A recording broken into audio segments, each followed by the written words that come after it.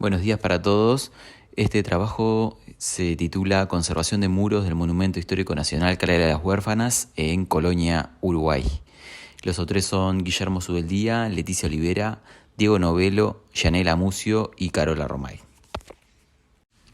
En la siguiente presentación y a modo de resumen vamos a poder encontrar la introducción al trabajo, el relevamiento que se hizo en las construcciones, la toma de muestras para realizar los ensayos posteriores, las recomendaciones en base a los estudios realizados y sus respectivas conclusiones.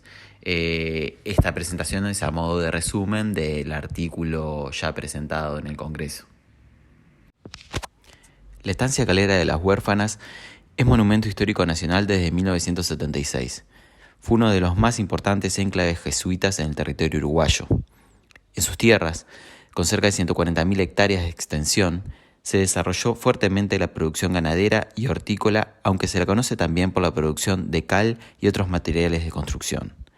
En el caso de la estancia, se organizaba en torno a patios, siendo el principal el que nuclea la iglesia y una serie de cuartos destinados a habitaciones, herrería, panadería, jabonería, telar, carpintería y tahona. En 1829, el general Julián Laguna adquiere el casco de estancia a instancias del fraccionamiento promovido por el gobernador de Buenos Aires.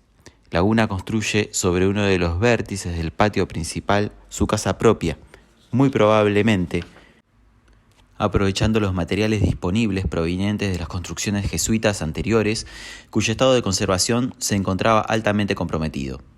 Los 6 paños de muro remanentes de esta casa integran actualmente el espesor histórico del monumento y son objeto de un proyecto de intervención en el que se inserta el asesoramiento realizado desde el Instituto de Tecnologías de la FADU.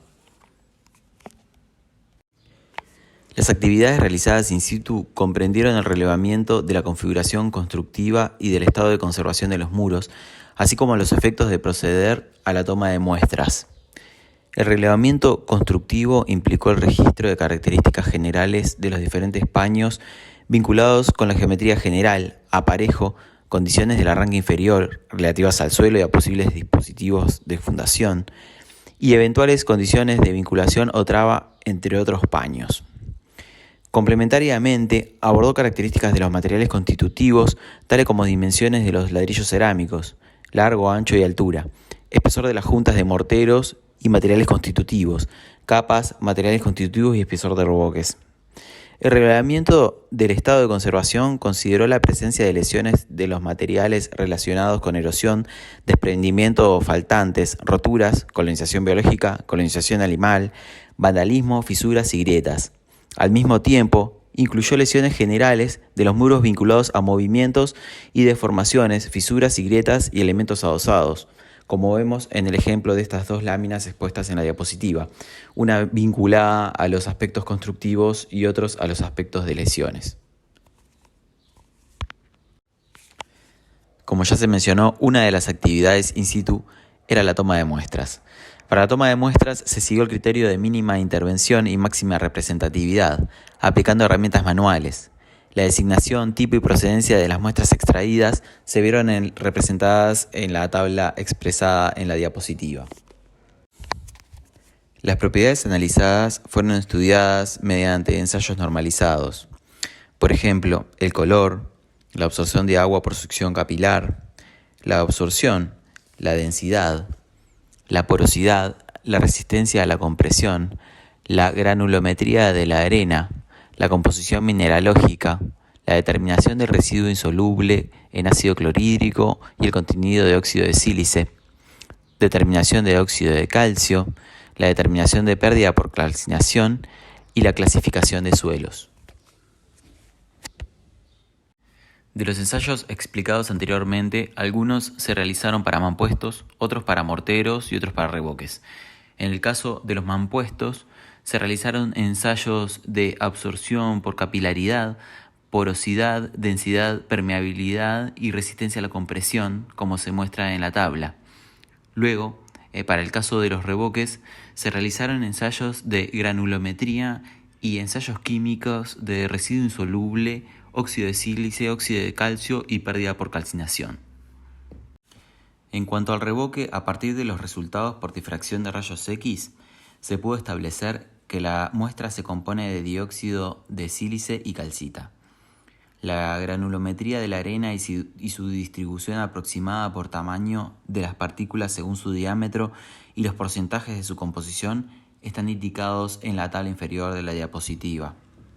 Las técnicas utilizadas coinciden en establecer que la muestra se corresponde con un mortero formulado a partir de arena fina a polvo como agregado y cala aérea como aglomerante.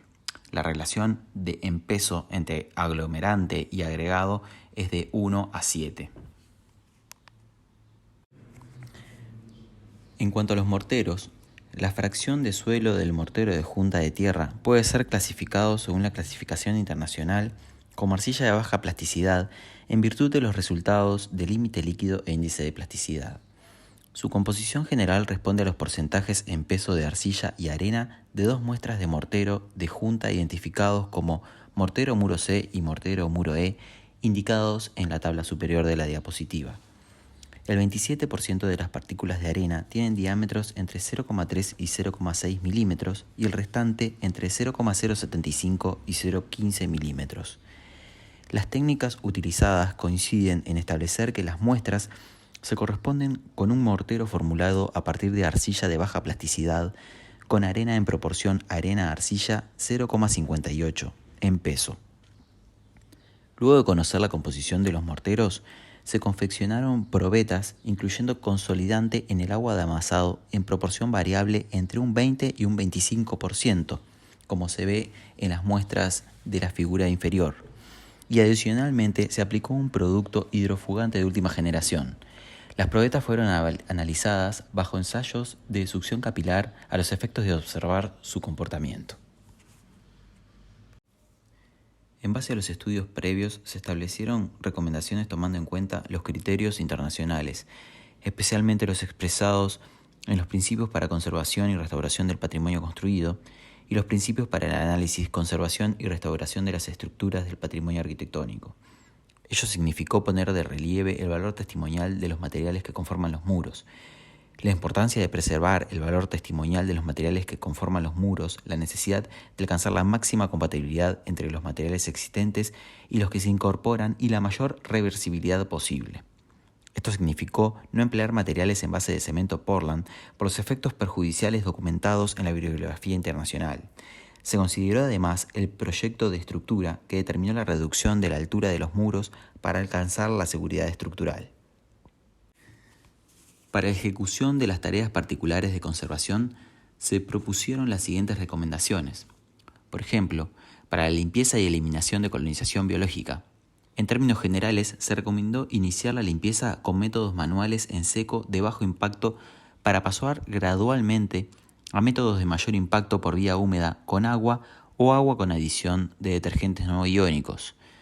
Para la eliminación de colonización biológica, se recomendó cepillado en húmedo y aplicando una solución de cloruro de benzalconio, seguido de un lavado de enjuague con agua sin presión y considerar la alternativa de impregnar previamente la superficie de los ladrillos con una solución de formol al 10% en agua.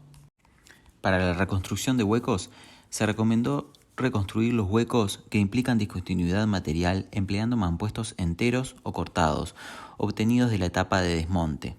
Para su uso, los ladrillos deben estar limpios, sin restos de mortero, suciedad o colonización biológica. Se sugirió emplear un mortero de toma de igual características al existente y respetar el aparejo del sector adyacente al hueco.